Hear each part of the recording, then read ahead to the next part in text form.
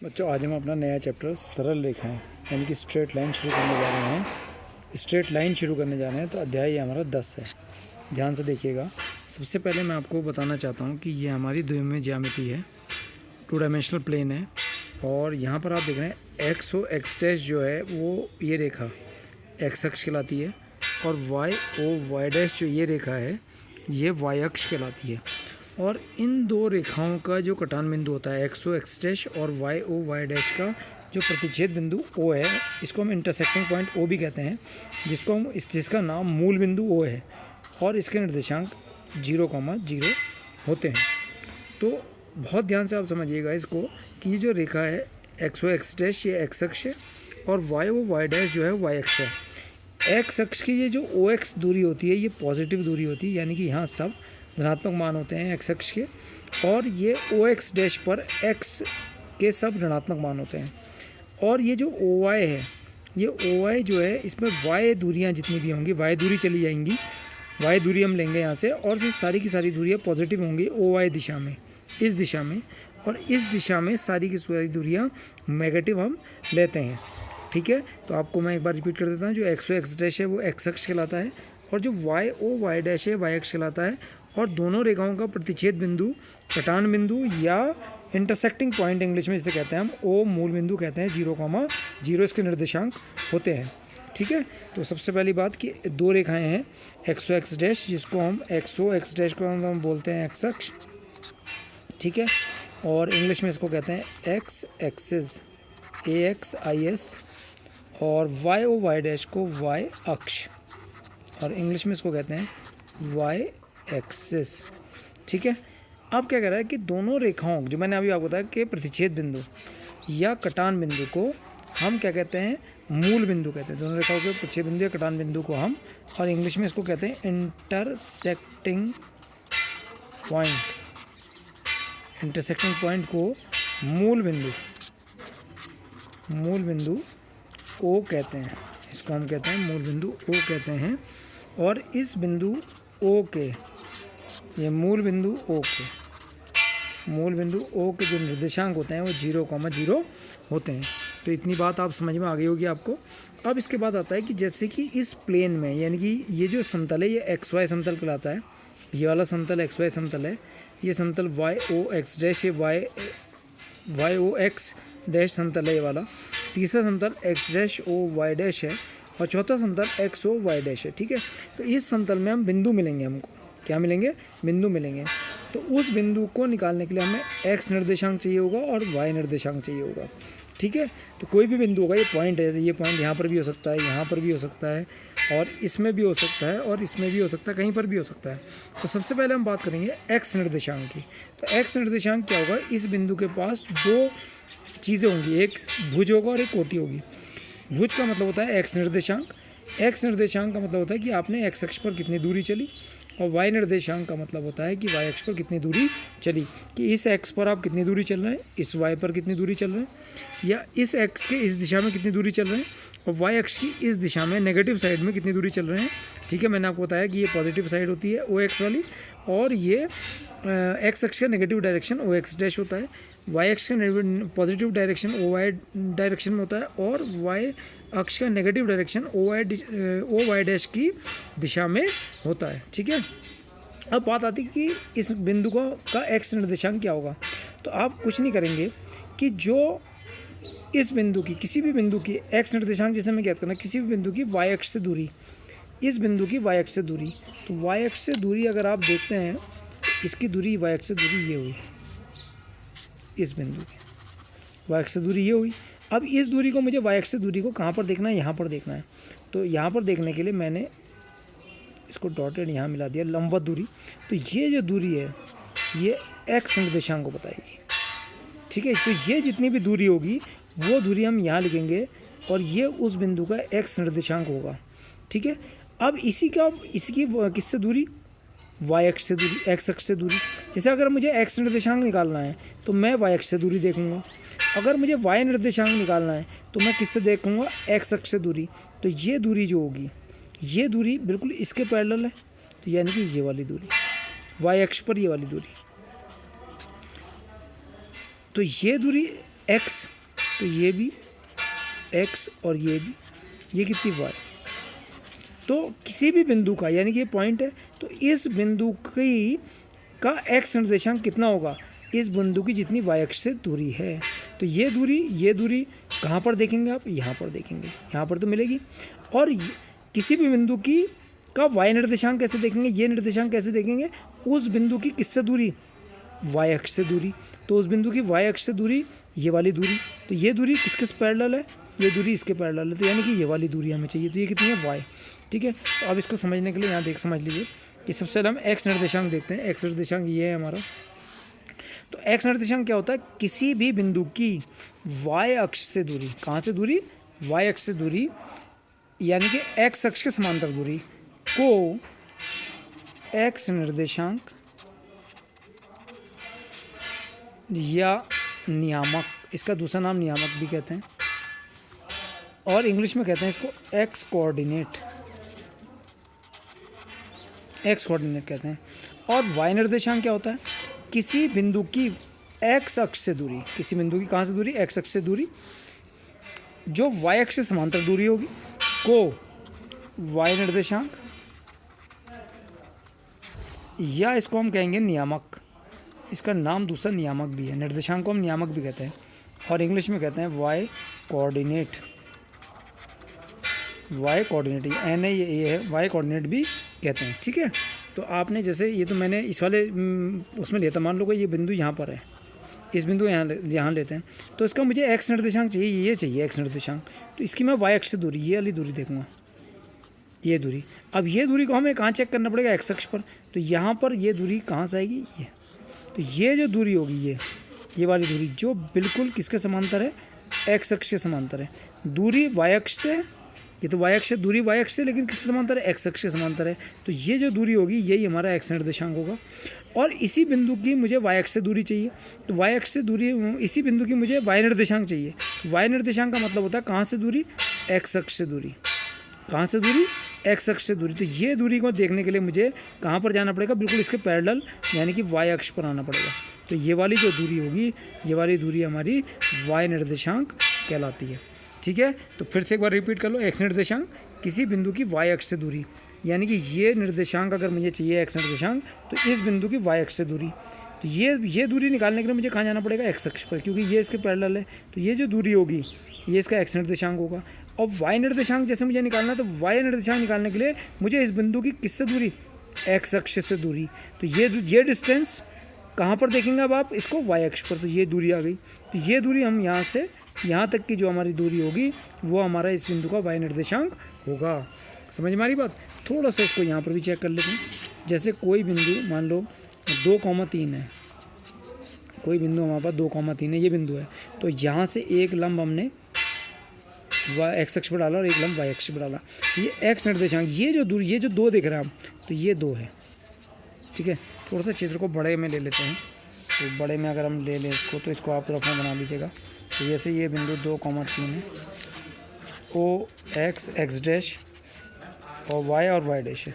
तो जैसे मुझे ये बिंदु 2,3 चाहिए, ये बिंदु 2,3 है, तो मैं ये 2 क्या है, y अक्ष से दूरी, ये 2 है, ये 2 है। इसको हम कहाँ देखेंगे, x अक्ष पर। तो ये दूरी, जब ये दूरी 2 होगी, है तो ये, लेकिन यही दूरी 2 है, तो ये x निर्देशांक हो गया।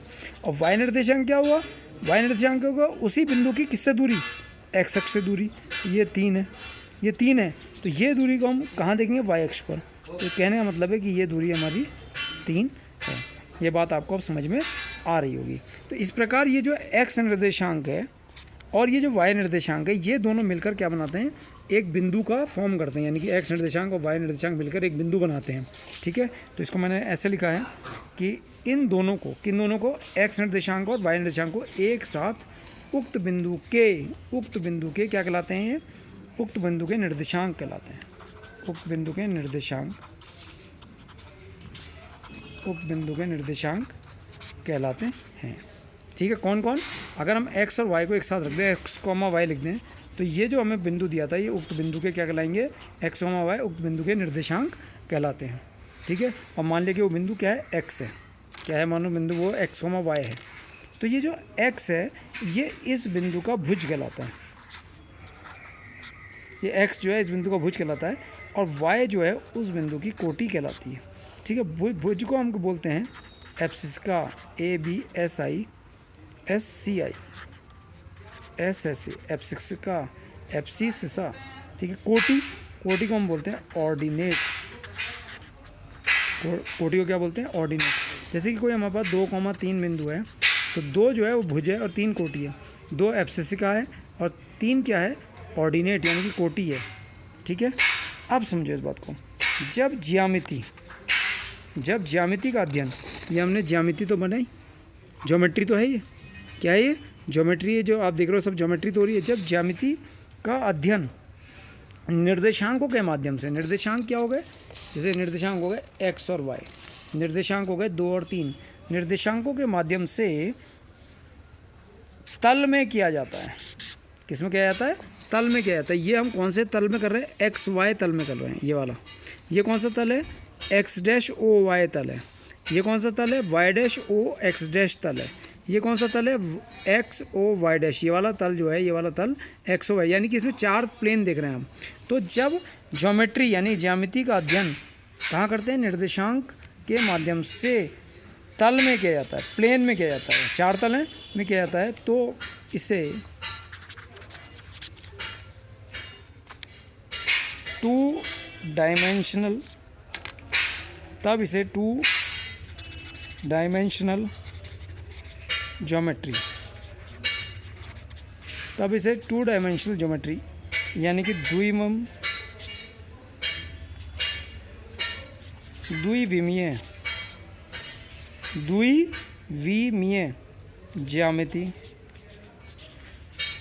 ज्यामिति कहा जाता है। 2 डायमेंशनल ज्योमेट्री, द्विविमीय ज्यामिति कहा जाता है। ठीक है, जब हम इसका अध्ययन, इन बिंदुओं का अध्ययन या इस ज्योमेट्री का अध्ययन किस में करते हैं? एक्स और वाई प्लेन में करते हैं, एक्स अक्ष और वाई अक्ष के अंतर्गत करते हैं, तब इसे ज्योमेट्री क्या कहा जाता है? द्विविमीय, 2 डायमेंशनल। 2 का मतलब द्वि, डायमेंशनल का मतलब विमीय दिशा, और ज्योमेट्री का मतलब ज्यामिति, तब इसे द्विविमीय ज्यामिति कहा जाता है। अब आप ध्यान से देखेंगे तो यहाँ पर अगर आप देख रहे हैं ध्यान से कि ये जो एक्स एक्सिस और वाई एक्सिस है, तो इन्होंने यहाँ पर 4 तल बना दिए हैं, 4 तल बना दिए। ये प्रथम, इसको हम कहते हैं प्रथम चतुर्थांश, फर्स्ट क्वाड्रेंट, और ये हमारा हो गया द्वितीय चतुर्थांश। ये जो वाई ओ एक्स डैश है, ये हमारा कहलाता है द्वितीय चतुर्थांश, सेकंड क्वाड्रेंट। और ये जो हमारा X dash O Y dash है, ये हमारा कहलाता है तृतीय चतुर्थांश, थर्ड क्वाड्रेंट। ठीक है, और ये जो हमारा एक्स ओ वाई डैश है, चतुर्थ चतुर्थांश यानी कि फोर्थ क्वाड्रेंट। ठीक है, अब पहले चतुर्थांश में क्या होता है कि ये एक्स भी पॉजिटिव है और वाई की दिशा भी पॉजिटिव है, तो यहाँ पर जो बिंदु आएंगे वो भुज भी पॉजिटिव होगा, कोटि भी पॉजिटिव होगी, एब्सिस्का भी पॉजिटिव होगा और ऑर्डिनेट भी पॉजिटिव होगा, इसके अंदर जितने भी आएंगे। और सेकंड में जितने भी आएंगे उसमें ओ एक्स डैश यानी कि ये डायरेक्शन हमारा नेगेटिव है और ओ वाई वाला हमारा डायरेक्शन पॉजिटिव है। तो द्वितीय चतुर्थांश में जितने भी पॉइंट्स होंगे या जितने भी बिंदु होंगे, तो उनका जो भुज होगा वो नेगेटिव होगा और कोटि जो होगी वो पॉजिटिव होगी, यानी कि एब्सिस्का नेगेटिव होगा और उसका कोटि यानी कि ऑर्डिनेट पॉजिटिव होगा। थर्ड क्वाड्रेंट में आ जाइए, यहाँ पर आप ओ एक्स डैश को देख लीजिए इस डायरेक्शन में, तो ओ एक्स डैश का मतलब ये एक्स का ऋणात्मक दिशा है, तो ये सारे नेगेटिव होंगे। और ओ वाई डैश, ये वाला थर्ड क्वाड्रेंट में ओ वाई डैश भी सारे नेगेटिव होंगे। ठीक है, तो इस नेगेटिव होने की वजह से ये जो थर्ड क्वाड्रेंट होगा इसमें भुज भी यानी कि एब्सिस्का भी नेगेटिव होगा और ऑर्डिनेट यानी कि कोटि भी नेगेटिव होगी। और फोर्थ क्वाड्रेंट जो हम पढ़ने जा रहे हैं उसमें आप देख रहे हैं फोर्थ क्वाड्रेंट में एक्स ओ वाई डैश, तो ये जो ओ एक्स है पॉजिटिव है और ओ वाई डैश क्या है? नेगेटिव है। तो भुज जो है एब्सिस्का पॉजिटिव है और कोटि क्या है? नेगेटिव है, यानी कि इसके अंदर जितने भी बिंदु होंगे वो भुज जिसका पॉजिटिव होगा और कोटि जिसकी नेगेटिव होगी। तो फिर से ध्यान एक बार रिपीट कर लीजिए, एक्स ओ वाई जो है फर्स्ट क्वाड्रेंट है, इसमें जो भी पॉइंट्स आएंगे वो पॉजिटिव होंगे, और जो दूसरा क्वाड्रेंट है वो एक्स डैश ओ वाई है, ये सेकंड क्वाड्रेंट होगा जिसमें भुज नेगेटिव कोटि पॉजिटिव, यानी कि इसके अंदर जितने बिंदु आएंगे वो नेगेटिव और पॉजिटिव वाले होंगे, भुज नेगेटिव कोटि पॉजिटिव। और तीसरा जो हमारा चतुर्थांश होगा, थर्ड प्लेन जो होगा X dash O Y dash, इसमें आप देखेंगे कि जितने बिंदु होंगे उनका भुज भी नेगेटिव होगा और कोटि भी नेगेटिव होगी। और फोर्थ क्वाड्रेंट जो हमारा है X O Y dash, X O Y dash, इसमें भुज पॉजिटिव यानी कि एब्सिस का पॉजिटिव और जो ऑर्डिनेट है वो नेगेटिव होगा, यानी कि सारे बिंदुओं के, ठीक है। तो जो हम एक्स ओ वाई को कहते हैं, एक्स ओ वाई हमारा होता है प्रथम चतुर्थांश फर्स्ट क्वाड्रेंट, और वाई ओ एक्स डैश हमारा द्वितीय चतुर्थांश, द्वितीय चतुर्थांश, और X dash O Y dash ये हमारा तृतीय चतुर्थांश, ठीक है। और Y dash O X dash जो है वो हमारा चतुर्थ चतुर्थांश। अब आप ध्यान देंगे कि ये जो एक्स ओ वाई पहला वाला प्रथम चतुर्थांश है, इसमें भुज भी प्लस का होगा, कोटि भी, यानी कि सारे पॉजिटिव, एक्स भी पॉजिटिव वाई भी पॉजिटिव। और जो वाई ओ एक्स डैश वाला होगा इसमें ओ एक्स, जब बस ये समझ लो कि एक्स डैश जहाँ पर भी होगा वो एक्स का नेगेटिव निर्देशांक होगा, वाई डैश जहाँ पर भी होगा वो वाई का नेगेटिव निर्देशांक होगा। तो यहाँ पर वाई ओ एक्स डैश, तो एक्स डैश का मतलब हो गया नेगेटिव, एक्स माइनस का और वाई प्लस का। तृतीय चतुर्थांश में एक्स डैश का मतलब माइनस और वाई डैश का ही मतलब माइनस दिशा, तो ये हो गया माइनस कॉमा माइनस, यानी कि जो इस तीसरे चतुर्थांश का जो प्रत्येक बिंदु होगा वो भुज भी माइनस का होगा और कोटि भी माइनस की होगी। और चतुर्थ चतुर्थांश जो है वाई डैश ओ एक्स, तो एक्स है केवल तो पॉजिटिव हो गया, वाई डैश नेगेटिव हो गया। तो चतुर्थ चतुर्थांश में भुज पॉजिटिव होगा और ये जो आपका वाई निर्देशांक है वो नेगेटिव होगा, ठीक है। अब एक्स अक्ष पर अब ध्यान दीजिए, अब मैं और अगली बात बताने जा रहा हूँ कि एक्स अक्ष पर जितने ही बिंदु होंगे, मान लो वो बिंदु चाहे ये है, चाहे ये है, चाहे ये है, चाहे ये है, चाहे हमारा कोई बिंदु ये है, ये बिंदु है, ये बिंदु है, एक्स अक्ष पर अगर कोई भी बिंदु होगा तो मान लो ये दूरी हमने 1 चली, या ये दूरी हमने 2 चली, और या ये वाली दूरी हमने 3 चली। तो इस वाले बिंदु की बात करते हैं, यहाँ से यहाँ तक हमने कितना चले 1। तो हम कहाँ पर नहीं चले, एक्स अक्ष पर तो 1 चल गए लेकिन वाई अक्ष पर तो चले ही नहीं। तो जब वाई अक्ष पर नहीं चले तो इसका मतलब वाई निर्देशांक 0 हो गया।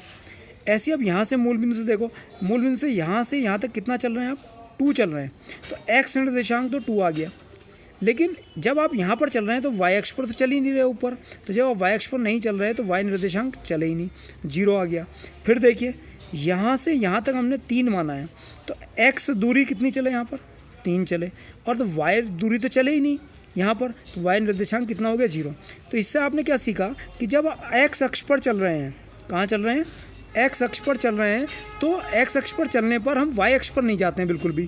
तो इसलिए जब भी आप एक्स अक्ष पर चलेंगे तो वाई कोऑर्डिनेट 0 हो जाएगा। जब भी आप एक्स अक्ष पर होंगे तो आप वाई अक्ष पर तो चलेंगे ही नहीं, ना ऊपर ना नीचे, तो इसलिए इसका वाई निर्देशांक क्या हो जाएगा, 0 हो जाएगा। तो इस बात को लिख लेंगे हम अपनी कॉपी में कि एक्स अक्ष पर किसी भी बिंदु का वाई निर्देशांक हमेशा 0 होता है। अब ऐसे आप वाई अक्ष पर आ जाइए, तो वाई अक्ष पर मान लो एक बिंदु हमारा कोई ये है, कोई बिंदु ये है, एक वाई अक्ष पर बिंदु नीचे है, एक उसके नीचे है। मान लो यहाँ पर हम वाई अक्ष पर 4 चलते हैं, 4 चले, यहाँ से यहाँ तक की दूरी वाई अक्ष 4 है, तो इस बिंदु के निर्देशांक क्या होंगे, मैं वाई अक्ष पर तो चल रहा हूँ यहाँ पर वाई अक्ष के ऊपर, लेकिन एक्स अक्ष पर तो चल ही नहीं रहा, तो भुज कितना हो गया, 0, और वहाँ कितना चला, 4। मान लो यहाँ से यहाँ तक की दूरी 6 है, तो इस बिंदु तक पहुंचने के लिए मुझे वाई अक्ष पर कितना चलना पड़ा, 6, लेकिन एक्स अक्ष, इस बिंदु तक पहुंचने के लिए मुझे एक्स अक्ष पर कितना चलना पड़ा, चलना ही नहीं पड़ा, एक्स अक्ष पर मुझे चलना ही नहीं पड़ा, तो इसलिए भुज 0 हो गया और वाई का निर्देशांक कितना हो गया, 6। नीचे की ओर आ जाओ, मान लो ये दूरी जो है -1 है, वाई अक्ष पर ये दूरी कितनी है, -1, तो यहाँ पर वाई अक्ष पर मैं -1 चल रहा हूँ लेकिन एक्स अक्ष पर तो चल नहीं रहा, तो 0, -1। तो मैंने क्या देखा कि जब मैं वाई अक्ष पर चल रहा हूँ तो भुज 0, जब मैं वाई अक्ष पर चल रहा हूँ तो भुज 0, जब मैं वाई अक्ष पर चल रहा हूँ तो भुज 0। तो इसका मतलब क्या हुआ, इसको लिख लीजिए, वाई अक्ष पर किसी भी बिंदु का एक्स निर्देशांक भुज क्या मतलब होता है, 0 होता है। बहुत इंपॉर्टेंट बात है, इसको अच्छे से समझ लीजिए। अब हमारा जो एक्स अक्ष का समीकरण होता है, जो एक्स अक्ष है इसका समीकरण क्या होता है, y = 0, और वाई अक्ष का समीकरण होता है x बराबर 0। अब मैं बहुत इंपॉर्टेंट बात आपको बताने जा रहा हूँ कि एक्स अक्षीय समीकरण तो y बराबर 0 होता है, वाई अक्षीय समीकरण कितना होता है x बराबर 0। अब ध्यान से देखना, ये हमारा x डैश और y dash, x dash x Akshay, y dash y Akshay. ध्यान से देखते रहना, मैंने एक रेखा खींची जो x अक्ष के समांतर है और इसकी मूल बिंदु से लंबवत दूरी मान लो 1 है, ठीक है। और मैंने एक दूसरी रेखा भी खींची जो वो भी x अक्ष से समांतर है और इसकी मूल बिंदु से लंबवत दूरी 2 है, ठीक है। अब मुझे इस रेखा का, ये जो रेखा L है और ये रेखा M है, तो इसका समीकरण चाहिए। तो देखिए ये बहुत इंपॉर्टेंट है, बहुत यूज़ होगी। x अक्ष के समांतर रेखा का समीकरण, x अक्ष के समांतर रेखा का समीकरण। तो जो x अक्ष के समांतर रेखा आप L देख रहे हैं, इस L को देख रहे हैं, तो ये x अक्ष के समांतर है। तो जब भी कोई रेखा x अक्ष के समांतर होती है तो पहली बात तो y से शुरू होगी। जब भी कोई रेखा x अक्ष से समांतर होगी तो किससे शुरू होगी? y से। y बराबर मूल बिंदु से इसकी लंबवत दूरी, तो मूल बिंदु से लंबवत दूरी कितनी है इसकी? 1, तो y बराबर 1। तो रेखा L का समीकरण, तो L का समीकरण हम निकालने जा रहे हैं y बराबर 1, यानी कि y माइनस 1 बराबर 0। अब रेखा M का समीकरण, ये रेखा हमारी L है और रेखा M का समीकरण। अब ध्यान से देखो, ये रेखा M जो आप नीचे देख रहे हो, ये कौन सा अक्ष से समांतर है? x अक्ष से समांतर है। तो मूल बिंदु से इसकी लंबवत दूरी कितनी है? 2। लेकिन ध्यान दो, ये नीचे की ओर y डैश होता है, y और y डैश, तो नीचे की ओर इसकी दूरी नेगेटिव में होती है। तो जब भी रेखा x अक्ष के समांतर होगी तो किससे शुरू होगा सूत्र? y से। और y बराबर मूल बिंदु से लंबवत दूरी कितनी है? -2। तो ये आ गया y बराबर -2, यानी कि y + 2 बराबर 0, ठीक है। अब फिर ध्यान से देखो,